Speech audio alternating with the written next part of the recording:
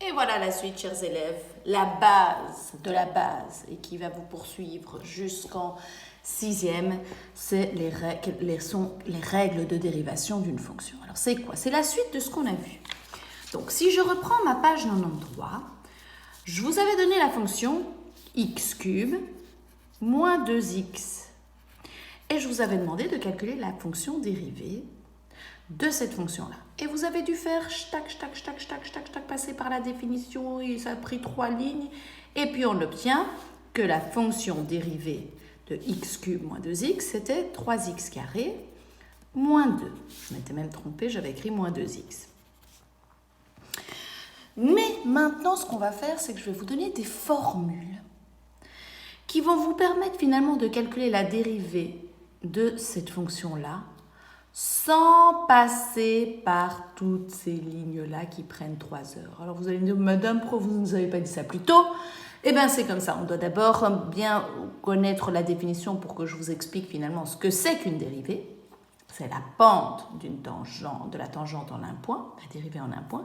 Et la fonction dérivée, ce sont toutes les pentes de tous les points, sont toutes les pentes des tangentes de tous les points de cette fonction-là. Alors, comment est-ce qu'on va faire? On va prendre d'abord la première formule, c'est la dérivée d'une fonction constante. Alors, c'est quoi une fonction constante? C'est celle-là. On est d'accord, c'est une droite qui est parallèle à l'axe des x. C'est une fonction constante. Dans ce cas-là, c'est la droite y égale à 2.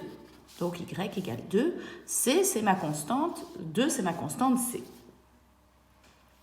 Alors, si je veux faire la dérivée d'une droite ici, si je veux calculer quelles vont être les pentes ici, à chacun des points, en x égale 1, quelle est la pente ici? Rappelez-vous, quand c'est une pente qui est horizontale, que valait la dérivée? Ici, la pente, elle vaut 0. En x égale 2, elle vaut 0 aussi, la pente. En x égale 3, en x égale moins 1, égale moins 2, etc. Donc, les pentes ici de toutes mes tangentes, en fait, ce sont des droites qui sont horizontales. Et des droites horizontales, rappelez-vous, la dérivée valait 0. Donc, on peut en conclure que si j'ai une fonction y égale c, c'est-à-dire y égale 2 dans ce cas-là, sa dérivée vaudra 0. Voilà, rien de plus simple. Si j'ai une fonction, donc là vous avez tout un bazar, en fait, si vous avez tout simplement une fonction telle que y égale à un nombre, c, la dérivée vaudra 0. Donc, c, la dérivée de c vaut 0. Donc, par exemple, la dérivée du nombre 2, ça vaut 0. Un autre exemple, les amis, quelle est la dérivée du nombre moins 10? Ça peut être des nombres négatifs, ça fait 0 aussi. Quelle est la dérivée de 1 million? Ça fait aussi 0. Ça restera des droites qui sont parallèles à l'axe des x, ce sont des fonctions constantes. Et la dérivée d'une constante, ce sera toujours nul. Retenez-le quelque part, la dérivée d'une constante, ça vaut 0.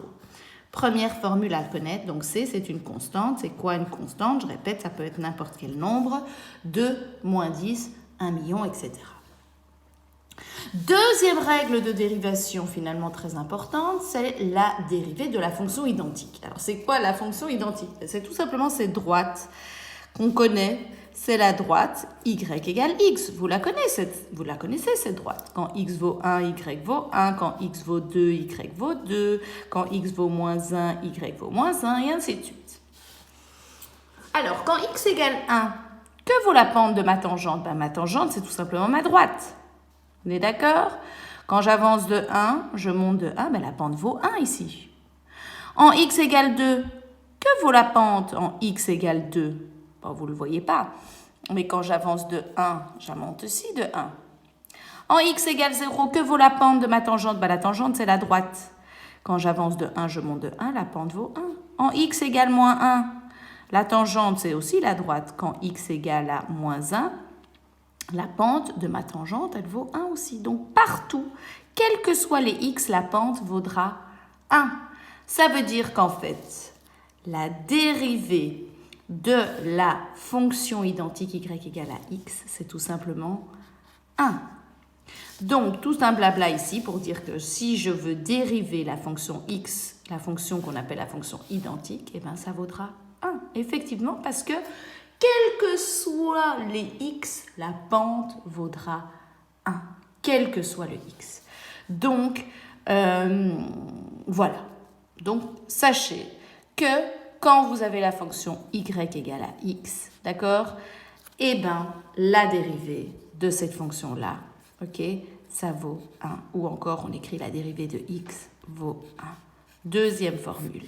Donc, maintenant, vous connaissez deux formules très importantes qui vont permettre de calculer toutes les autres dérivées. La dérivée d'une constante, la dérivée de 5, c'est 0. La dérivée de moins 1000, c'est 0. La dérivée d'1 million, c'est 0.